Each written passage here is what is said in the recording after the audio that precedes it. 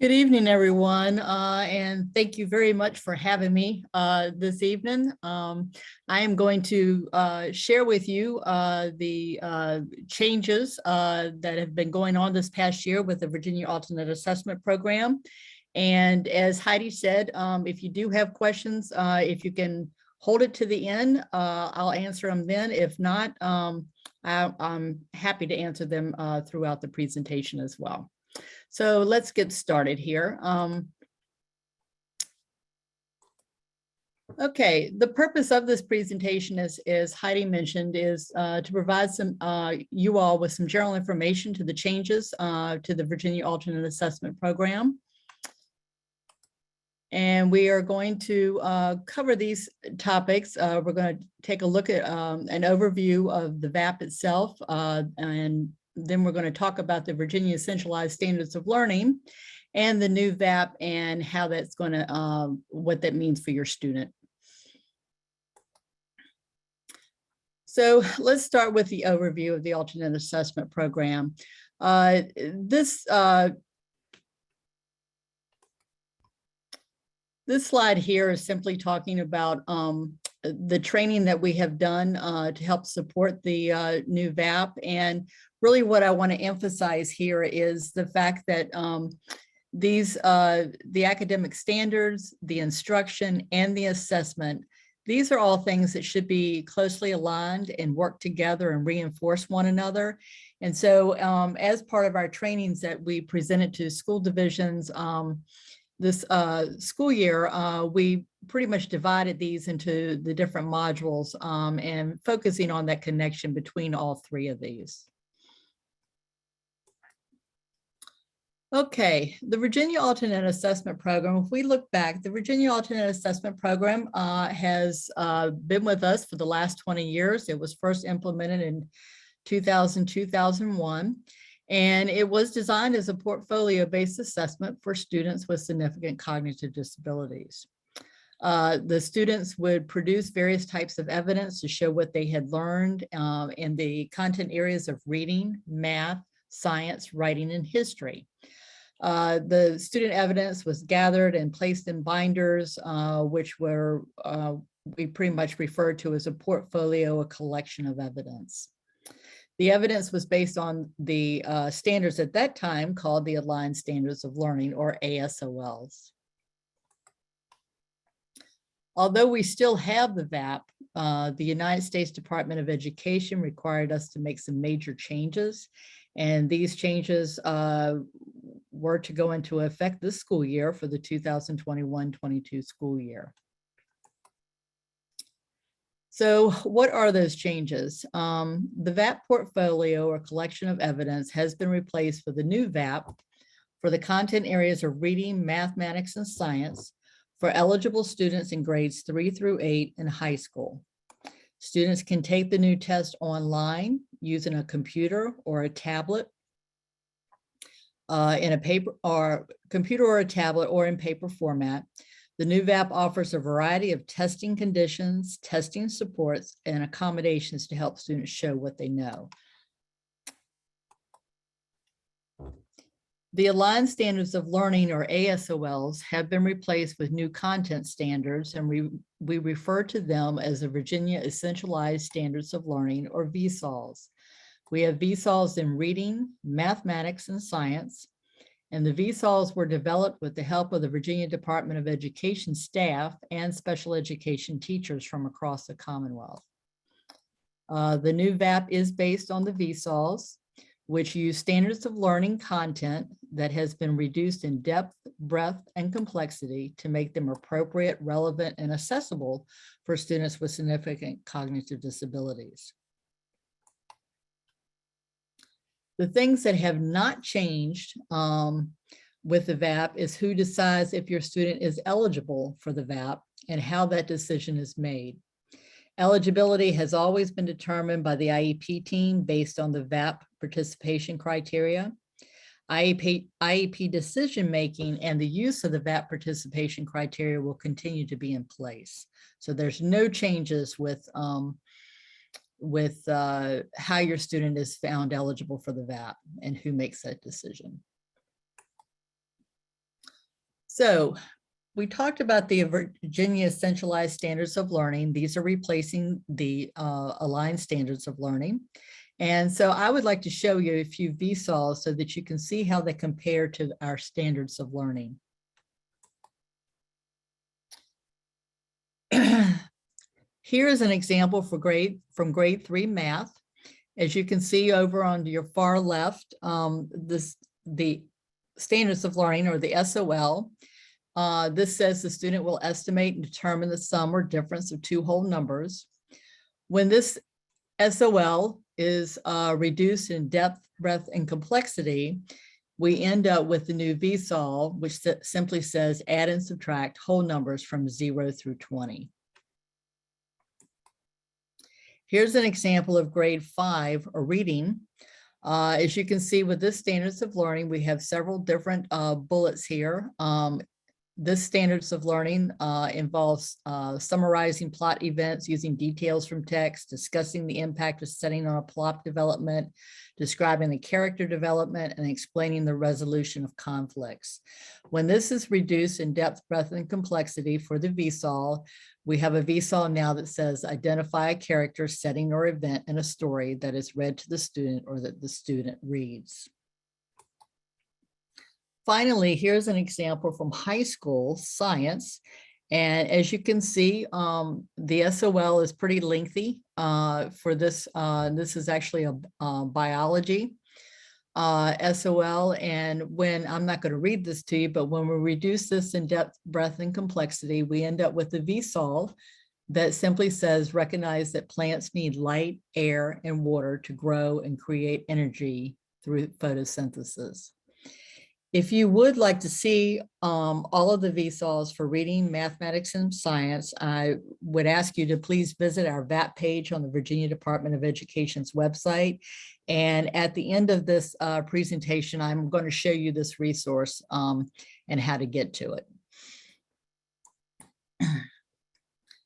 Okay, let's talk about this new Vap. With the change from a portfolio-based test to a multiple choice test with 3 answer options, you may have some questions about how your student's going to participate.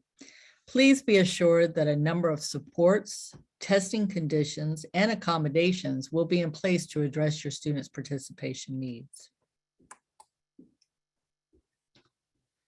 So, looking at the new VAP test will be administered in reading, mathematics, and science, like I stated earlier, to eligible students in grades 3 through 8 in high school. Each of the tests includes multiple choice test items with 3 answer options. The items actually are presented first, and then they are followed by more challenging items to maximize access for your student. Your student may take the new VAP online, on a device, and or in a paper version. Both presentations are available to students. The test can be administered individually, so your student can have supports he or she needs without being distracted by other students. It can also be administered over multiple days so that your student will have time. The majority of the items will be read using the text-to-speech functionality available with the online format, or the examiner may read the test items to your student. If your student uses assistive technology or an augmentative method of communicating, such as a switch, pointing, eye gaze, or head movement, all of these methods of communicating may be used on the test. Students who take the online version will have tools such as text-to-speech, color contrast settings, magnification, and zoom in and out. The examiner will help set these tools for your student if needed.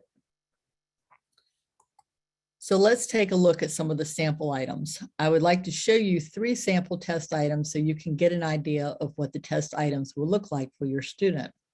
I'm going to start with a grade 3 math item, followed by a grade 5 reading item, and finally high school science. You will notice that all the items have embedded supports in their structure, which includes an introductory statement, the presentation of the test item, and 3 answer options. You'll also notice that items are simple text, and if pictures are used, you will see black and white line drawings. So here is a sample of our grade 3 mathematics. As you will see at the top of this page, there's introductory information about the item, and it's presented orally to the student by the examiner or the computer. So it says, here is an addition problem. What is 1 plus 4? The presentation of the test item is presented on a computer or tablet or paper. And it looks like this that you see up here, 1 plus 4 equals question mark. And then the answer options, there are three answer options are presented, and they may be accompanied by pictures as well. Here's an example of a grade 5 reading. Again, you have the introductory information at the top, and this is presented orally to the student or by the examiner or the computer. Then you have the presentation of the test item, and then you have the 3 answer options. And in this particular one, pictures are do accompany the words. Finally, here is the example of the high school science. Again, you have the introductory information at the top, and then the presentation of the test item, and then the answer options. There are 3 of them there, and again, these are accompanied by pictures.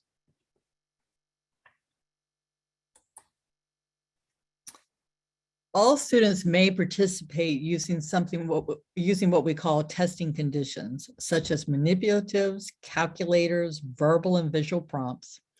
Since testing conditions are available to all students taking the VAP, VDOE or the Virginia Department of Education does not require them to be documented on the IEP. However, it may be a good idea to discuss them to ensure that all student needs are addressed.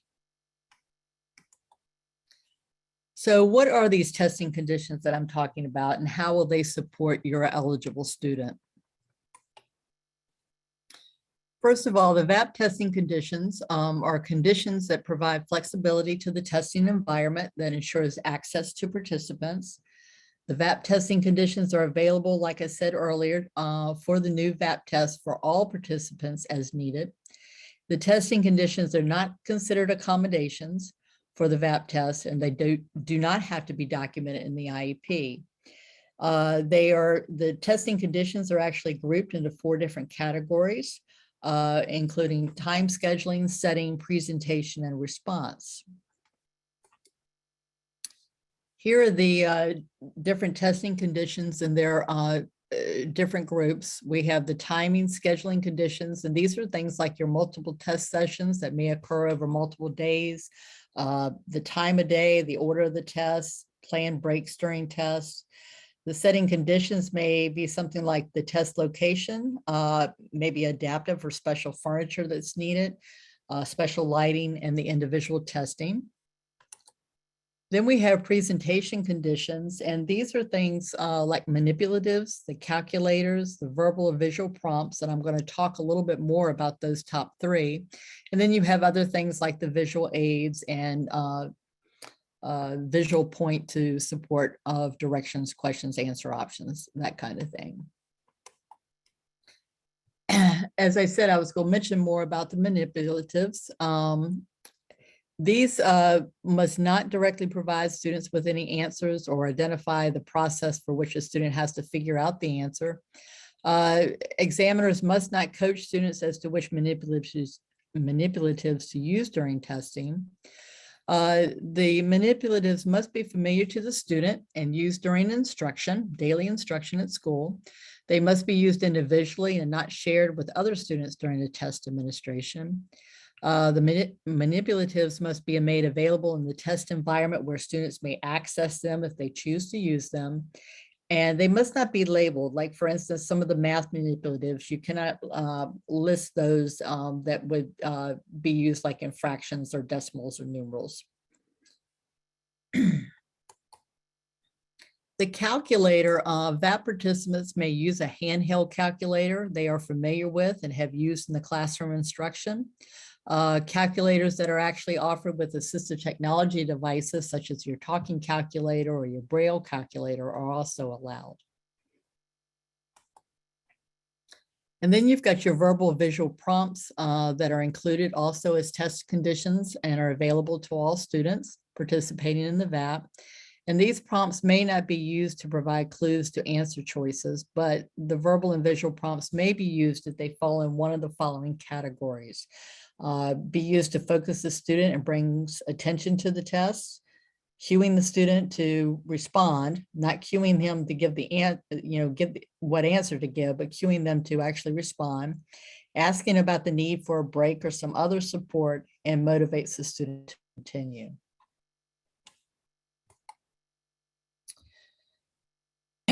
Response conditions are things like your attention, self-regulatory sensory supports, maybe some physical position supports, assistive technology, which I'll talk about a little bit more, and things like alternate response modes like your eye gaze and head wand, and response aids for paper version like your adaptive pencils or a key guard. Remember that the assistive technology is any device that serves as a primary communication mode or augmentative device, and it's any item, piece of equipment, or product system, whether acquired, commercially off the shelf or it's been modified or customized, that is used to increase, maintain, or improve the functional capabilities of your child with a disability. So those are all the testing conditions. Now, some students may need what we call individual accommodations, and many of you are familiar with the word accommodations because it's in our students' IEPs. For the new VAP, there are 4 accommodations, which include a Braille test, interpreting, transliteration, read aloud, and the alternate representation of response options. The alternate representation response option will allow a student to use choice cards, physical objects like a clock or real money, and perhaps the PECS, which stands for Picture Exchange Communication System. But all of the accommodations that you see listed on the page here are required to be documented on the student's IEP. I want to talk a little bit further about 2 of these individual test accommodations, the read aloud and the alternate response options. The read aloud on the new VAP, the majority of the VAP test items are actually read aloud to all students, either through the test examiner reading it, or the test question to the student, or through text to speech for items presented online. There are, though, a very small number of items, mostly in reading, that are not read to all students. In these items, the introductory text that is read to the student will specify that the student is to read all or part of the item. If your student has a disability that impacts their ability to access text and they access content primarily by listening, the read aloud accommodation may be appropriate. The alternate representation of response options accommodation allows for 3 answer options to be represented in a different way in order for the student to respond. Some of the examples include answer choices made into choice cards, use of physical objects for answer choices, like I said earlier, clocks or money, or just 2 examples, and then the picture exchange communication for answer choices. The alternate representation, again, of response options is an accommodation, and it must be documented in the student's IEP. I know some of you are probably wondering, or have concerns as to whether your child is able to do all 35 or answer all 35 items on the test. The new VAP, like I said, does have 35 test items. The flexibility to administer the VAP test in these multiple test sessions and the organization of the items from easy to more difficult or more challenging is intended to support students in completing the test. However, it is understood that some students will not be able to complete all of the test items despite these flexibilities. If an examiner determines that a student can go no further in the test and that it is in their best interest to discontinue testing, the test can be stopped. Students who complete at least 5 items will be considered participants, but testing can be discontinued at any point in the test. It should be noted, though, that discontinuing testing will impact the student's score. So let's talk a little bit about preparing your student for the first test administration.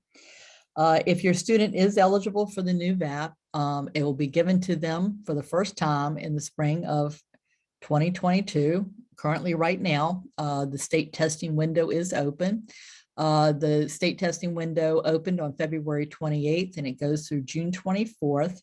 But each school division will select a local test window based on these dates.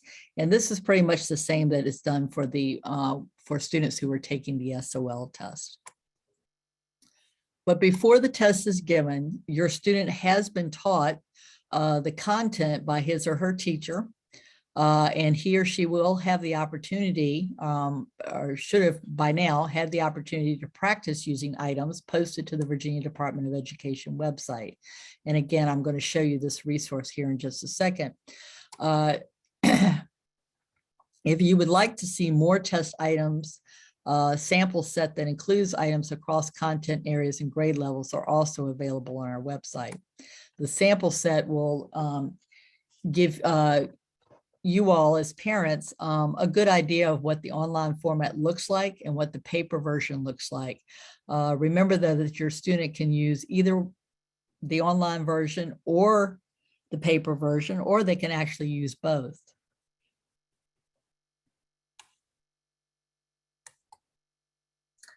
Okay, VAP practice and sample items are available on the VAP page of the VDOE website. And as you can see here, if you simply go into type into your browser on your computer, doe.virginia.gov, as you see here at the bottom of the screen.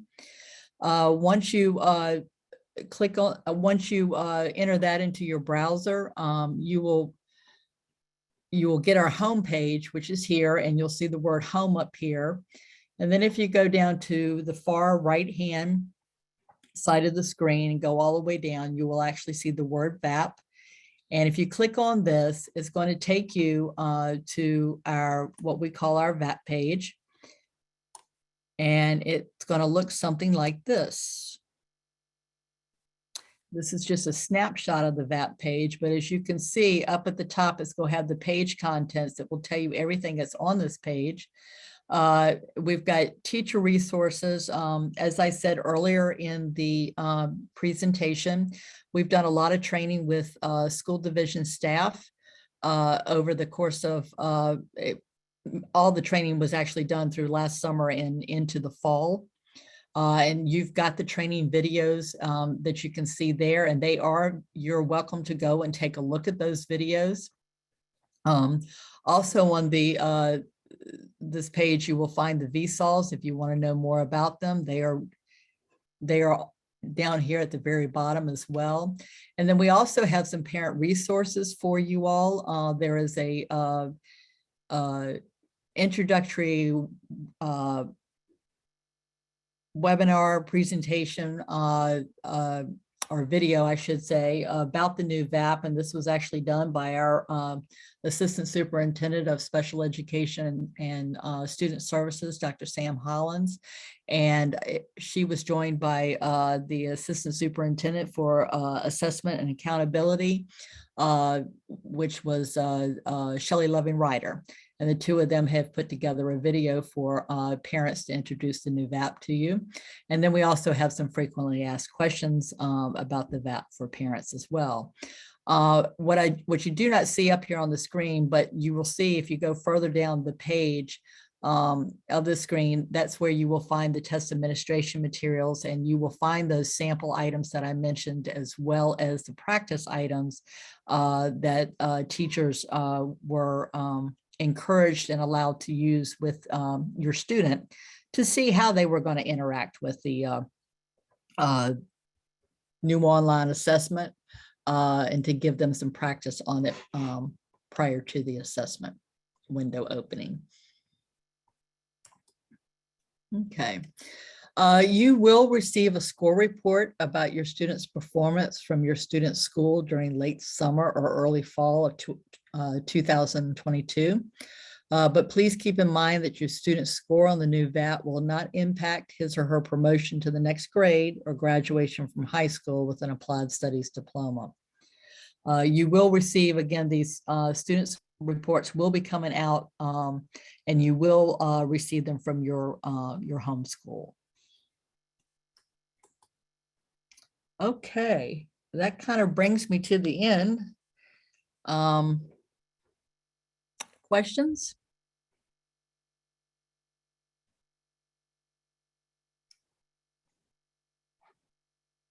If anyone has questions, you can please put that in the chat. It was a great presentation, Deborah. Thank you. A lot of good information there.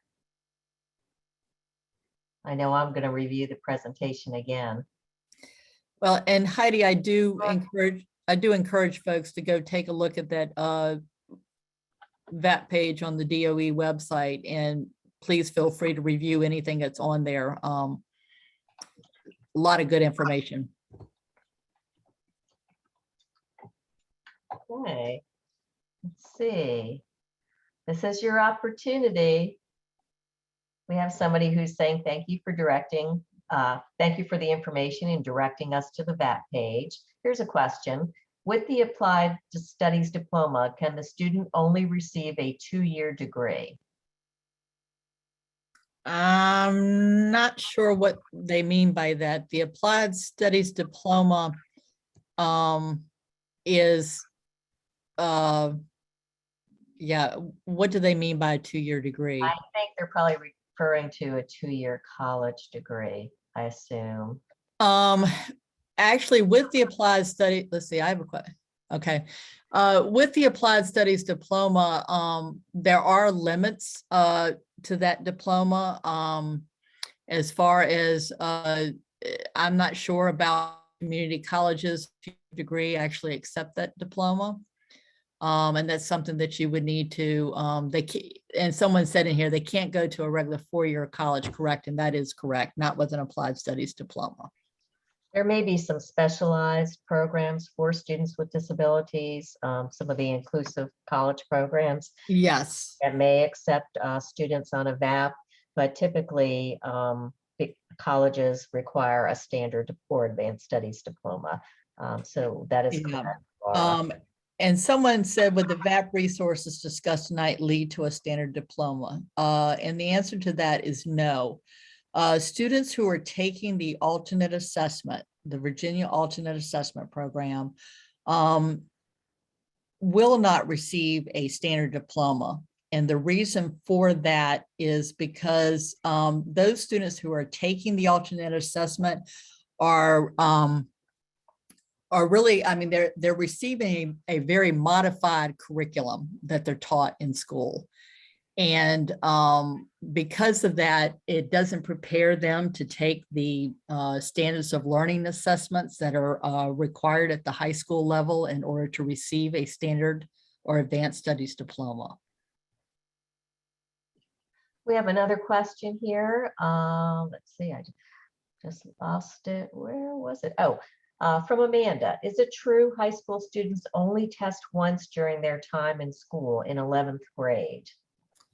Yes, high school students and with the old VAP, with the portfolio style VAP, most students were administered that in 11th grade.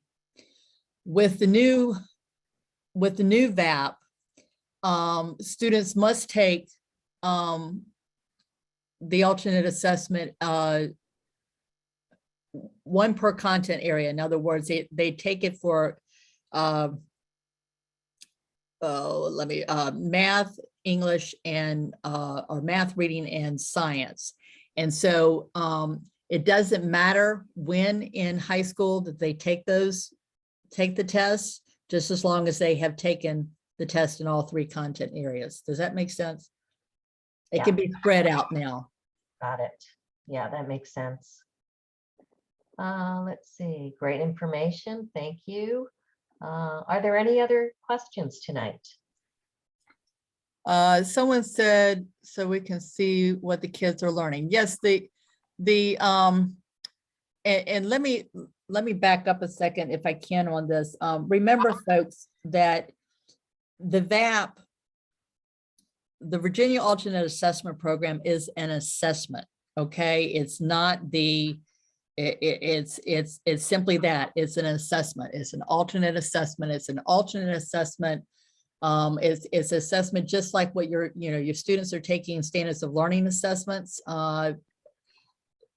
Students who are found eligible to take the VAP are taking an alternate assessment based on modified standards. Okay.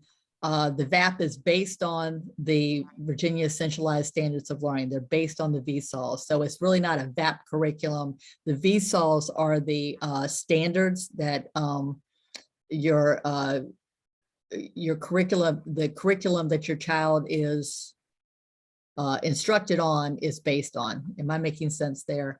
So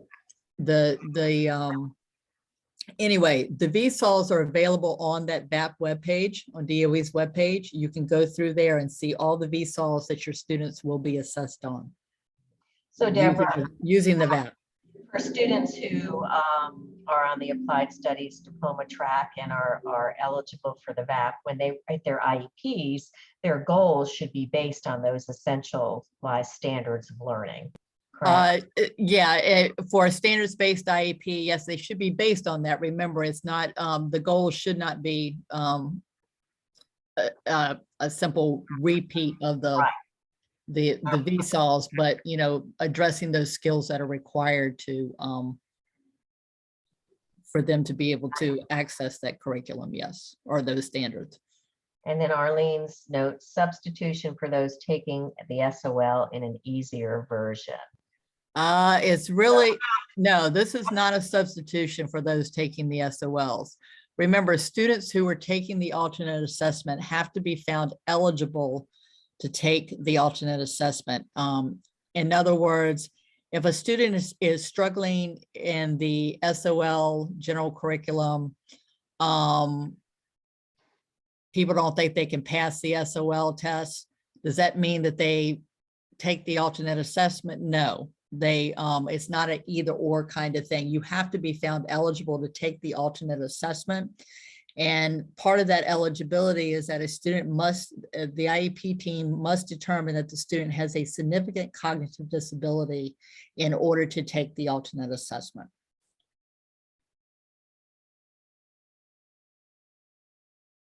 Okay, and Laura's asking, where did you say we could see the VSOL curriculum? The VSOL curriculum is on the VAP webpage of VDOE site. So if you go to Virginia, doe.virginia.gov and go on the home page, if you go down your far right-hand column all the way down, you'll see the word VAP. Click on VAP, it'll take you to that page that I mentioned earlier that has all the resources on it. Thank you.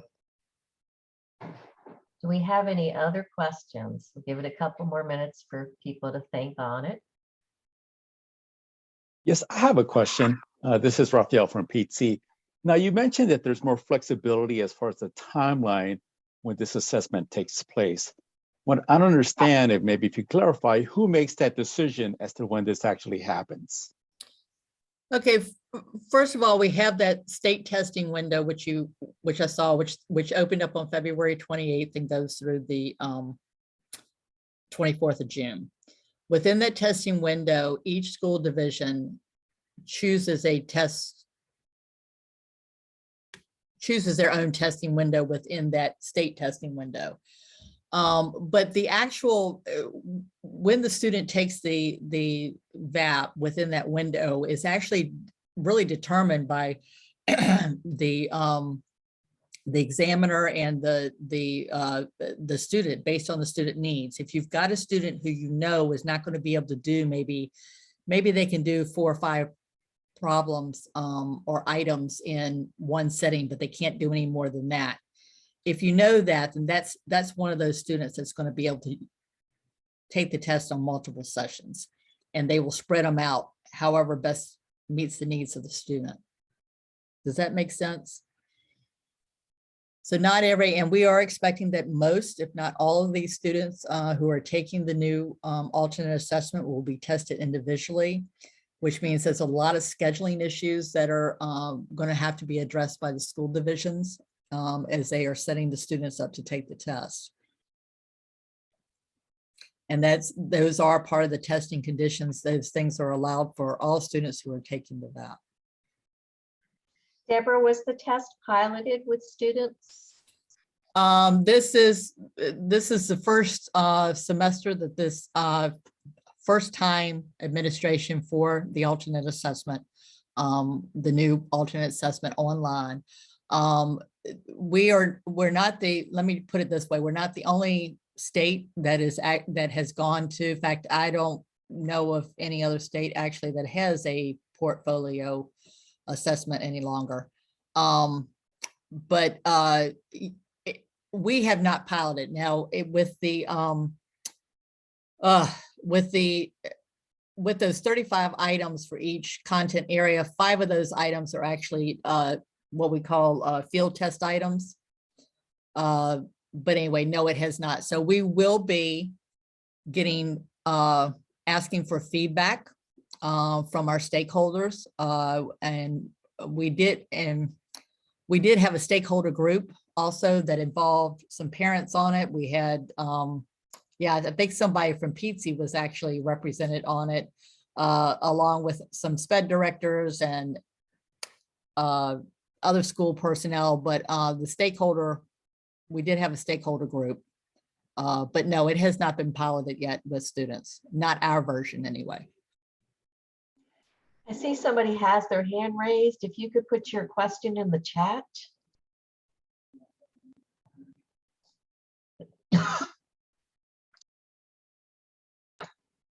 Here is a question. We have a couple here. Any advice for parents who are trying to decide between the VAP pathway and staying on the SOL pathway, or any additional resources for parents beginning to look at the VAP pathway for their students? Well, let me, yeah. When you are, remember folks, that students who are being assessed using the VAP are receiving they're being instructed on a curriculum that has been very much modified. So when you,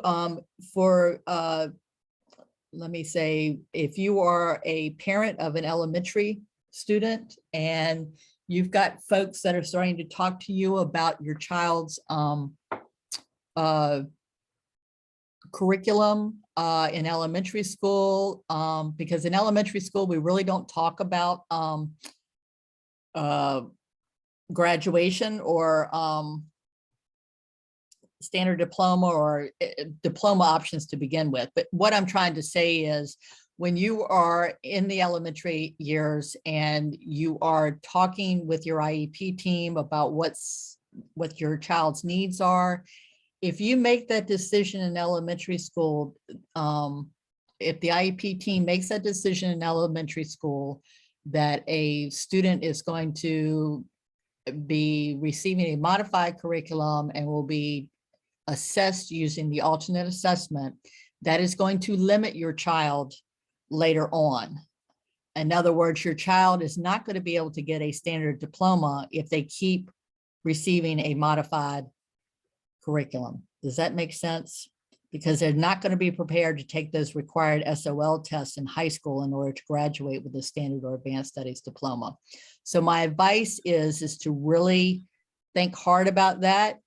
I would, you know, I personally, and this is me, this is not coming from BDOE, but I would really think hard about that decision and, you know, continue with your child, you know, in the general curriculum, the SOL pathway for as long as they possibly can, because it really does limit your options later on after high school.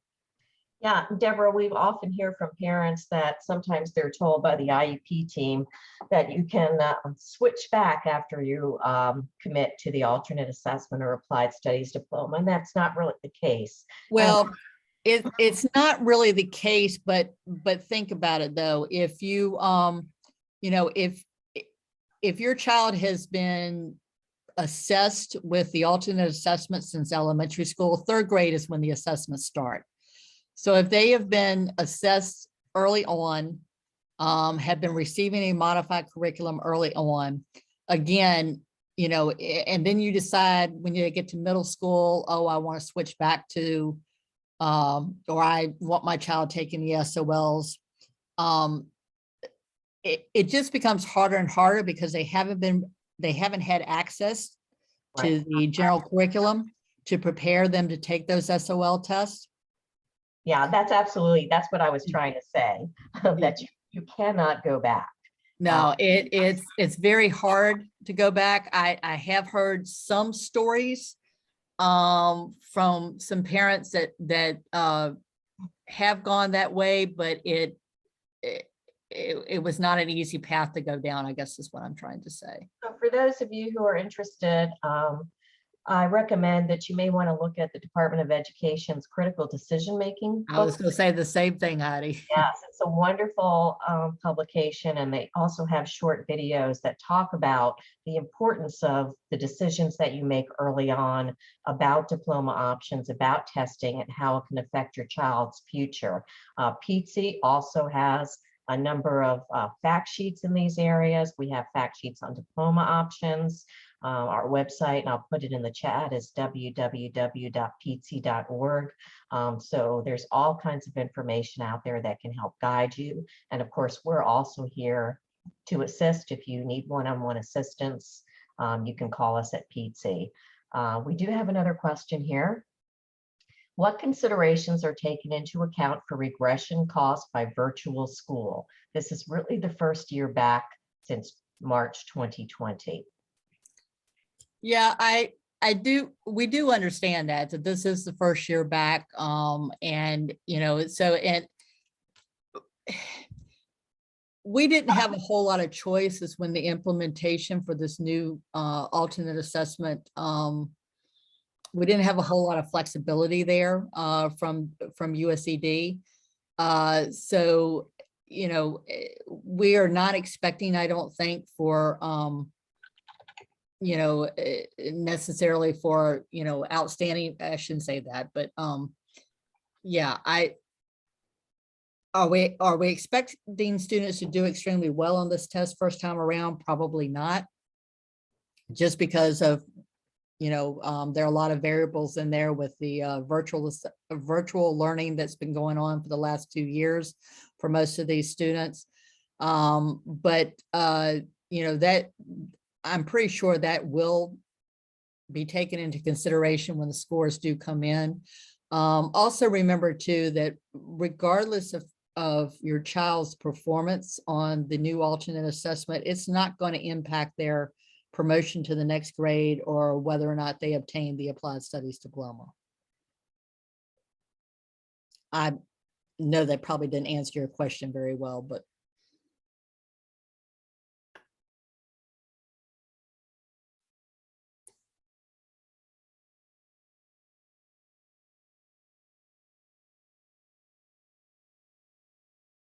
Oh, I'm sorry. I was on mute. My apologies. I was asking a question. We went silent for a moment. There's somebody who wants to know how many people are on the VAP right now, or on the VAP track. I am not really sure what the latest numbers is. And remember, folks, you know, we say VAP track, we say, but the VAP is really an assessment just to see how well a student is doing in those content areas. It's again, it's but I'm not sure. I think in the past years we've had probably across the state of Virginia probably over 8,000 students. And here we have another question regarding someone's student. And also, Ms. Miller, you can feel free to call Pizzi for some individual assistance. In this case, there's an 8th grade student who is under the IEP eligible category of autism. He's never passed an SOL. His MAP scores are very low. When do they need to decide he needs to be on the VAP or applied studies track? His grades are great, on a roll, and he is only in a 2-1 support class for math and English, but the SOL and other assessments get him every time. He's enrolled in general education classes next year, but he does have a remediation or in support period to work on IEP goals. Okay, well, first of all, just because he hasn't passed an SOL test again does not make him eligible to take the VAP. The VAP is only available for those students who have been found eligible, and as being found eligible, as part of that eligibility or the eligibility criteria for the alternate assessment is that a student has to have a significant cognitive disability. So keep that in mind. It's not, again, it's, but students getting an applied studies diploma are not just students who are taking the alternate assessment. Let me put it that way. We have other students. The only requirement right now for the applied studies diploma, and you can look this up also on Virginia Department of Education's webpage under graduation requirements. The only requirement of the applied studies diploma right now is that the students have to meet the goals and or meet the goals and the regulations that are meet the goals and the other stipulations that are in his or her IEP. That is the only requirement right now for the applied studies diploma. So, you know, if you've got a kid who's in high school, you know, remember also that unless they graduate their senior year with a standard diploma, they are still eligible to stay on through the 22nd birthday. So that, you know, that could be an option for a child too, if they really still want to get their standard diploma. Being around for a few more years may help. But I'm just saying that that's going to be an individual decision. Yeah, per student, as to when you decide to go for that applied studies versus the standard diploma.